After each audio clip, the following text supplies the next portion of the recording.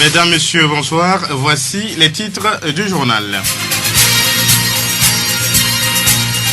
4 février 1960, 4 février 2015, 55 ans jour pour jour, la ville de Thévié est devenue commune de plein exercice. Victor Togbé nous fait un retour sur les administrateurs qui sont passés à la tête de notre ville jusqu'à ce jour. Le monde entier célèbre ce mercredi 4 février la journée internationale de lutte contre le cancer. Dans ce journal, nous allons parler du cancer du poumon.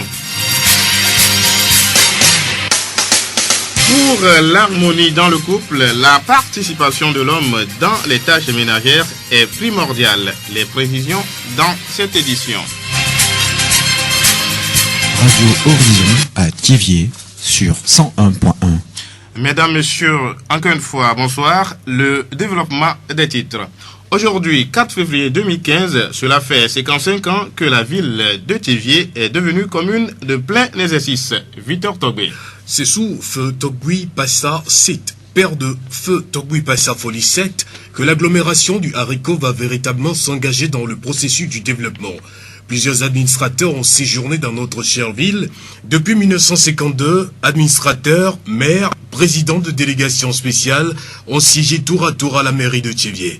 Ils ont été et sont administrateurs, maires de la commune mixte, maire de la commune de plein exercice de Thévié et aussi président de la délégation spéciale de la commune de Thévié. Nous ne saurons parler entièrement de ces personnalités, mais nous vous proposons une liste d'administrateurs de 1952 à nos jours. 1952 à 1953, Michel Payer, administrateur, maire de Thévié, et c'est sous lui que Thévié est passé de cercle à commune mixte le 13 février 1952. 1953 à 1954, Mathieu Jury. 1954-1955, Michel Payer est revenu. 1955-1957, Jean-Marcel Hervé. 1957, et il a fait seulement un an, Alain Pierret. 1957 à 1958, Jacques Tailleur. 1958, toujours la même année, Marcel Berthe. 1958-1959, Jacques Tailleur. 1959-1960, Joachim Roulédé, administrateur, maire. C'est sous lui Thévié est revenu le 9 mai 1959 en une circonscription. Le 4 février 1960, ce que nous fêtons aujourd'hui, la ville de Thévié est devenue commune de plein exercice sous Togui Passa 7. Il était député alors. 1960-1963, 7 Passa, maire, commune en plein exercice. 1963 et toujours la même année, Gaston Ahé, chef circonscription, expédition des affaires courantes. 1963-1964, Louis Agbodo. 1965, Emmanuel Fiao, président de la délégation spéciale. 1965-1966, Andrea Alaglo, maire. 1967, toujours cette même année, Martin Boukwessi, chef circonscription, expédition affaires courantes. 1967-1974, Seth Adjra, président de la délégation spéciale. 1974-1975, Yovi Akissi Sipa, maire. 1975-1984, Koku Adam Ledi Koublenou, maire. 1984-1985, Achou Asogba, préfet, expédition affaires courantes, novembre 1984. 1985-1987, Komi Botokro, préfet, expédition affaires courantes en avril 1986. 1987 et 1998, Aya Loho Maouli Plimi Roniglo, maire en juillet 1987. 1990, 2001, Kofi Agbe et Lord Bito, maire en décembre 1990. 2001 à nos jours, Bruno Kossi Loblo, président de la délégation spéciale de la commune de Thévié. Thévié a enregistré pendant 55 ans des événements tristes et heureux. Des hôtels et écoles sont sortis de terre, des boutiques et ateliers d'apprentissage pullulent au coin des rues, les médias éveillent les mentalités et des jeunes sortent des écoles de formation nantis de diplôme. Thévié a accueilli il y a 3 ans déjà l'agence de développement allemand GIZ et a accouché en 2014 d'un plan de développement communal. Le 14 novembre dernier, Togui Passa Folie Gojo 7, chef supérieur de la ville de Thévié, est décédé.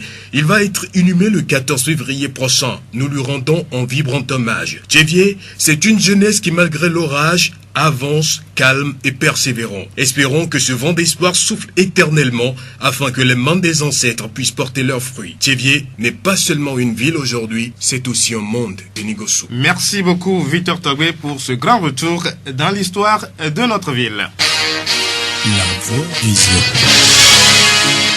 Aujourd'hui, 4 février 2015, la communauté internationale célèbre la journée mondiale de lutte contre le cancer, une maladie silencieuse qui constitue une première cause de mortalité dans le monde. De nos jours, il se soigne et l'intérêt de cette journée est aussi de faire prendre conscience de l'utilité des dépistages précoces permettant d'arriver à une guérison. Selon l'Organisation mondiale de la santé, le cancer a fait des millions de morts au cours des 10 dernières années. Une raison qui explique la mise en œuvre des moyens importants dans le but de faire reculer cette maladie partout dans le monde. Les cancers du poumon représentent la première cause de mortalité par cancer. Le tabac est le principal facteur de risque, mais les facteurs génétiques aussi jouent leur rôle. Ceci explique pourquoi il ne faut pas être fumeur avant de tomber malade de cancer. Les précisions avec professeur Jacques Cadranel, chef du service de pneumologie, groupe hospitalier universitaire Est parisien France. On peut considérer virtuellement que 90% des cancers du poumon sont peu ou prou reliés au tabac. Alors c'est un cancer qui, comme tous les cancers, globalement sont en augmentation et malheureusement le cancer du poumon fait partie des cancers le plus en augmentation, avec probablement une politique des industriels du tabac qui font que, après avoir épuisé les ressources des continents européens, américains, tissent largement dans les continents asiatiques et africains. Il faut quand même se rappeler qu'il peut être sans manifestation. On peut être totalement sans signe, sans symptômes, ne souffrir d'aucune manifestation. Le cancer du poumon touche le poumon, donc finalement les signes et symptômes qui vont être en rapport avec cette atteinte vont être de la toux sèche, parfois des crachats, parfois un peu de sang, ça peut être de la douleur thoracique, de l'essoufflement. Et puis malheureusement c'est parfois quelque chose qui est en dehors du poumon, parce que 2/3 des cancers du poumon sont diagnostiqués à des stades très tardifs, c'est-à-dire quand il y a déjà de la maladie ailleurs, dans d'autres organes. Une fois qu'on a un symptôme, c'est qu'on est malade quelque part. La première chose, c'est de montrer par une image qu'on est bien malade du poumon et que c'est probablement un cancer. Donc c'est souvent la radio puis le scanner du thorax. Et puis après, je dirais, la préoccupation va être absolument d'essayer d'attraper un petit morceau de cette image et puis de l'analyser sous le microscope pour affirmer le cancer, en déterminer le type. Il y en a plusieurs types. Et puis ensuite, voir un petit peu les possibilités de traitement, c'est-à-dire faire un bilan en dehors du poumon pour voir si on peut opérer le malade, car c'est le traitement qui peut prétendre guérir ce cancer. Jacques Cadranel, chef du service de pneumologie, groupe hospitalier universitaire Est parisien France. Un nouveau-né dans une famille procure généralement de la joie. Les malaises, les maladies et les pleurs font partie de son quotidien. Les pleurs, manifestation des besoins de bébé, perturbent certains parents, surtout la nuit. Selon les professionnels de santé, c'est une situation normale qui incombe la responsabilité des deux parents. Madame Kafui Messan, sage-femme d'État à la polyclinique de Thiévié. Les nouveau-nés, ils ont une vie un peu différente de la vie des adultes. Parce que, au moins avant les 4 premiers mois, les nouveau-nés ne font rien comme activité. Ça fait qu'ils ne sont pas trop fatigués. Ça fait que dans la journée, quand ils dorment, la nuit, ils sont éveillés. Et c'est le moment où le papa veut dormir ou bien la maman veut se reposer un peu, que lui commence pas faire ses gymnastiques. Il y a des nouveaux-nés qui ont vraiment de sérieux problèmes et qui font gêner les parents la nuit. Mais dans la plus grande des cas, c'est normal, c'est cri. Parce que il veut s'amuser, mais il ne voit personne. Il voit que tout le monde dort à côté de lui. Donc ça fait que il doit crier pour vous réveiller. Donc ce qui est important, c'est d'être à deux et supporter cela. Mais ce que nous remarquons souvent, c'est que nos papas fuient souvent ses responsabilités et ils croient que c'est la maman seule qui doit endosser ses responsabilités. Mais quand c'est à deux, c'est vite fait quoi, c'est bien. L'organisme de l'enfant étant moins résistant, la maman doit surveiller son alimentation pour lui éviter des complications. Madame Messan. Chez le nouveau-né aussi, le problème qui se pose, c'est le problème de digestion. Nous savons que le lait est un peu difficile à gérer. Et comme ils viennent juste de commencer, il faut que l'organisme aussi s'habitue. Chez certains, souvent, nos mamans parlent de maux de ventre, maux de ventre, maux de ventre. Souvent, chez certains bébés, c'est la digestion qui est un peu difficile au début. Mais avec le temps, après ces 4 mois-là, ça rentre dans l'habitude et puis c'est vite fait. La l'appareil digestif du nouveau-né n'est pas encore mieux. C'est pourquoi il faut toujours commencer par le lait maternel. Le lait maternel est le mieux digéré par ces nouveau-nés. C'est pourquoi maintenant nous conseillons à toutes les mamans de donner le lait, rien que le lait, pas même l'eau. Allaitement maternel exclusif pendant au moins 6 mois. Comme ça, l'enfant va apprendre, son organisme aussi sera habitué à éliminer les choses et avant l'introduction de la bouillie et les autres aliments. Il y a certains aliments qui passent directement dans le lait maternel. Si ça passe directement dans le lait maternel, ça veut dire que l'enfant prend ça en même temps. Tu es nourrice, par exemple, tu donnes à téter à un enfant, tu manges avec trop de piment, mais il faut t'attendre à des réactions de l'enfant. Parce qu'il y a certains aliments qui passent directement dans le lait maternel. Donc, la femme enceinte doit tout manger. Seulement, faut pas exagérer. Trop de piment, trop d'herbes. C'est qu'il y a certains épices qui rentrent directement dans le lait maternel que la nourrice doit éviter. Elle doit savoir qu'elle n'est pas seule, que son enfant aussi mange avec elle. Ce qui est important, c'est de bien manger, beaucoup boire, pour qu'il y ait beaucoup de lait pour le nouveau-né. La voix du Zion. Pour un foyer paisible, heureux et harmonieux, la vie conjugale nécessite l'implication de l'homme dans les activités domestiques. Est-ce que cet avis est partagé par tous? Écoutons les réponses de quelques personnes que nous avons rencontrées à Théviers. Les hommes peuvent très bien aider leurs femmes à la maison dans les activités domestiques à partir du moment où deux sont concernés par ce qui se fait dans les activités domestiques. Et c'est un signe d'amour de la part de l'homme en aidant sa femme lorsqu'elle est un peu surchargée. Ça ne doit pas être une raison pour que la femme laisse tout sur le dos de l'homme, bien l'oblige à le faire. Mais ça doit être de bonne volonté de la part de l'homme et il doit avoir cette mentalité qu'il est en train d'aider sa femme et non une contrainte. Si un homme se marie, c'est son droit d'entretenir la famille, d'éduquer les enfants, et de prendre soin de sa femme. Et du côté santé, du côté nourriture, c'est normal. Et aussi connaître son créateur, Dieu. C'est à partir de ça même que l'homme peut bien diriger sa famille. Ce que moi je connais, c'est que une fois que tu fais ces pareilles choses, Dieu te bénit. Donc un homme en tant que père de famille doit prendre soin de la famille, des enfants. L'activité domestique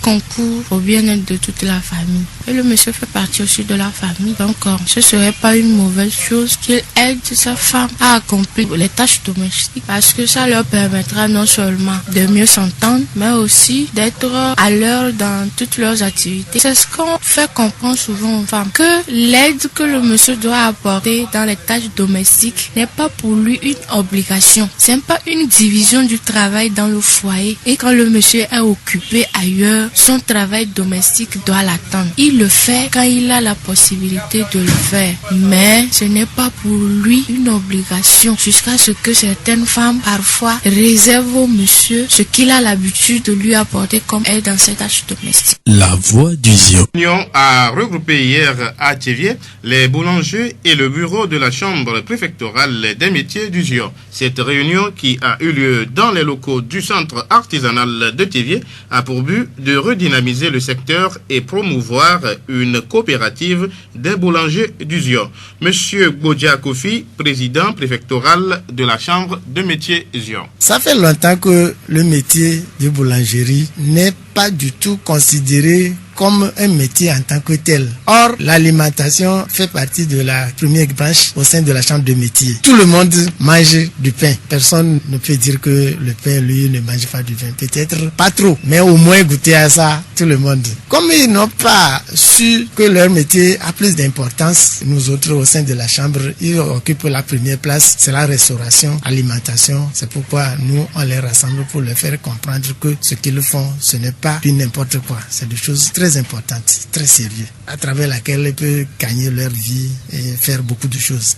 La boulangerie a considérablement évolué ces dernières années. Les boulangers du Zion doivent se conformer aux normes modernes. L'an dernier, l'agence de développement allemand GZ a initié une série de formations des boulangers sur la pâtisserie moderne. Monsieur Bodja.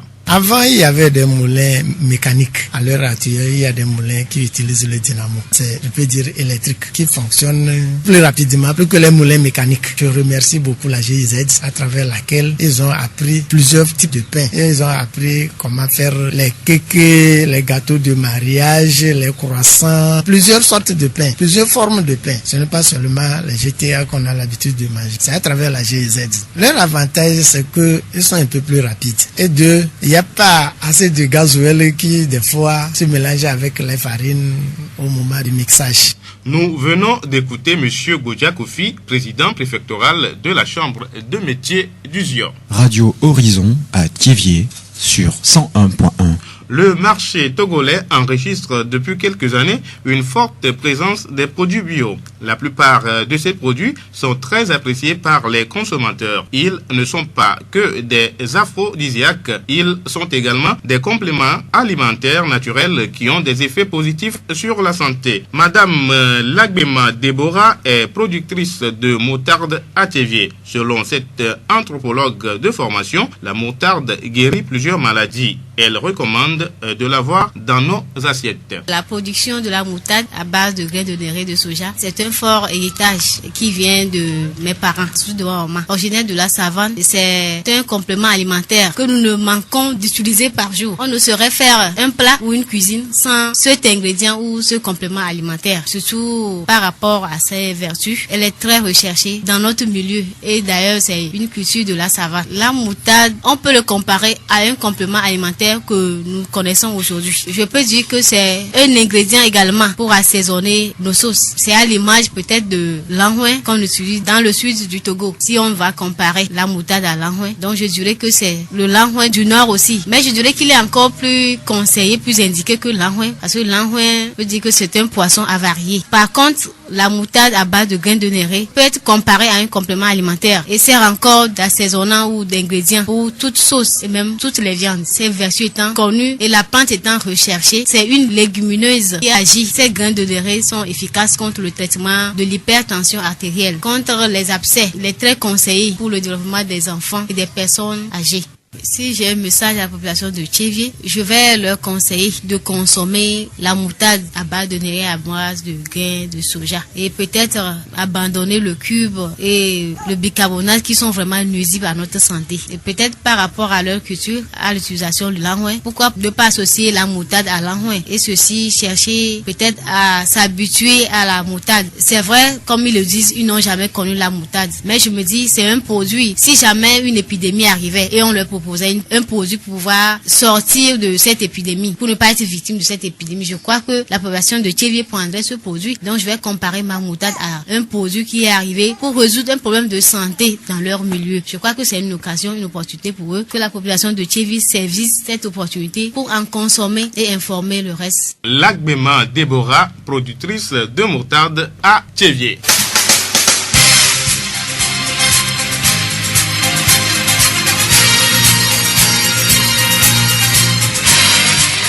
Aucune paix n'est possible tant qu'il y a en vous des luttes, des tensions, de la peur. Comment peut-il y avoir la paix sur terre s'il y a la guerre en vous? Sur cette pensée de Saïma, nous refermons ce journal. Merci de l'avoir suivi. C'est une co-présentation d'Enigoussou et Victor Togbé. Réalisation Mustapha Yolou. Très bonne suite de nos programmes.